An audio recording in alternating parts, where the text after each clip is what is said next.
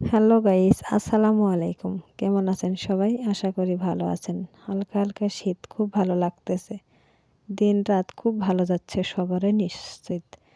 আজকে আমি কই মাছ রান্না করব কুমড়া বড়ি দিয়ে। কুমড়া বড়ি দিয়ে কই মাছ নাকি খুব টেস্টি হয়।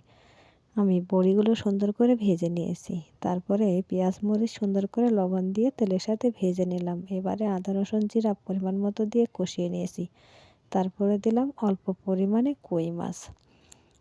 এই তরকারি আমি কখনো রান্না করিনি, খেয়েও দেখিনি কেমন লাগে। আজকে আমার প্রথম রান্না করা। কষানো হয়ে গেলে আমি পানি দিয়ে দিয়েছিলাম। পানিটা একটু বেশি হয়ে গেছে, তাতে কোনো সমস্যা নাই, একটু জাল বেশি দিলেই ঠিক হয়ে যাবে। আমি রান্না করে নিচ্ছি। কালার মাশাআল্লাহ অনেক সুন্দর হয়েছে, স্মেলও আসতেছে অনেক সুন্দর। খেতে মনে হয় দারুণ টেস্টি হবে। রেসিপিটি ভালো লাগলে অবশ্যই কমেন্ট করে জানিয়ে দিবেন। আর সবার প্রতি রইল আমার অনেক অনেক ভালোবাসা।